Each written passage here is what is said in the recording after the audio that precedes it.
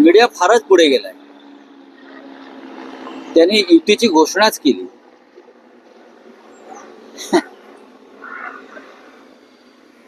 बघा, राज ठाकरे मुंबईत नाहीये. ते कुठे गेले त्याच्याविषयी माझ्याकडे माहिती नाही. ते मुंबईत नाहीये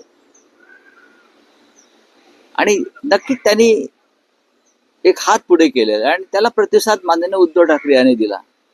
आपण इथेच थांबायला हवं. काही दिवस जाऊ द्या. मनसे प्रमुख जे मुंबईत नाहीयेत त्यांना मुंबईत येऊ द्या आणि त्यानंतर आपण सगळे चर्चा करू.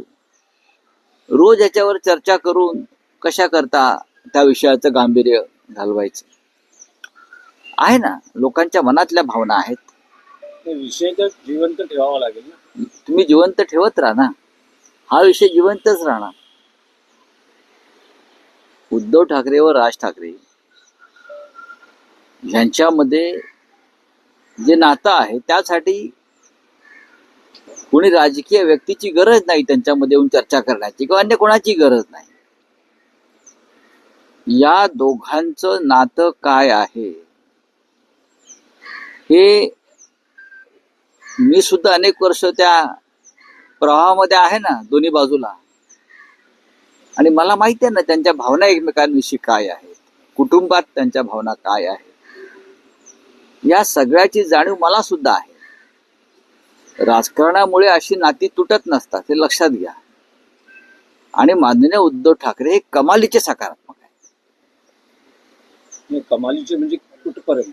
आता ते तुम्ही एक पट्टी घ्या आणि ते मोजत राहा, पण ते कमालीचे सकारात्मक आहेत की महाराष्ट्राचं, मराठी माणसाचं नुकसान होऊ नये आपल्याकडून. त्यासाठी त्यांची भूमिका जी आहे ती अत्यंत सकारात्मक आहे. ज्यांना महाराष्ट्र हितासाठी एकत्र यायचंय त्यांनी यावं. बघा, ते मुंबईत आहेत की नाही त्याच्याविषयी तुमच्याकडे फार जास्त माहिती आहे. आम्ही त्यांच्या इतके जवळ असून अजून आम्हाला माझ्याकडे माहिती नाहीये. मी त्यांना आता भेटायला जातोय, माननीय उद्धव ठाकरे साहेबांना.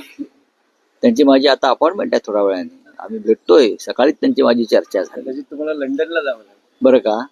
तर बघू ना त्यात काय झालं. दोन नेत्यांना जर दोन नेते कसले दोन भाऊ जर भेटणार असतील ते भेटू द्या की. आम्ही त्यांच्या बरोबर असू ना. आम्ही कुठे जातोय. मी तर दोन्ही घरचा पाहुणा आहे. हे गमतीने घ्या. नाही, त्यासाठी तुम्हाला कॅफेतही जावं लागणार. सतत शिवतीर्थाचा माननीय बघा, माननीय उद्धव ठाकरे काय किंवा आम्ही काय किंवा राज ठाकरे काय, हे सगळे आम्ही बराच काळ एकत्र राहिलेली माणसं आहोत. बराच मोठा कालखंड आम्ही एकत्र घालवलेला आहे. राज ठाकरे यांचे वडील जे आहेत माननीय श्रीकांत ठाकरे संगीतकार, त्यांच्यानी माझं तर अत्यंत जिव्हाळ्याचं नातं. सगळ्यांशीच नातं आहे ना. राजकारणामुळे मार्ग वेगळे झाले तरी पण भावनेचा ओलावा असतो आणि तो असायला काहीच हरकत नाही. आम्ही राजकीय दृष्ट्या किती भांडत राहिलो. शरद पवारांशी भांडत राहिलो, पण ओलावा राहिला आजही आहे. तुम्हाला राजकारणामध्ये कटुताच पाहिजे का? महाराष्ट्रात नको. महाराष्ट्रातल्या राजकारणातली कटुता आणि विष हे भारतीय जनता पक्षाने निर्माण केलं. नाही तर महाराष्ट्र असा कधीच नव्हता. ओठात एक आणि पोटात दुसरं वगैरे असा महाराष्ट्र आपलं हे राज्य मराठी माणसाचं कधीच नव्हतं. आम्ही यशवंतराव चव्हाणांपासून पाहिलेलं आहे.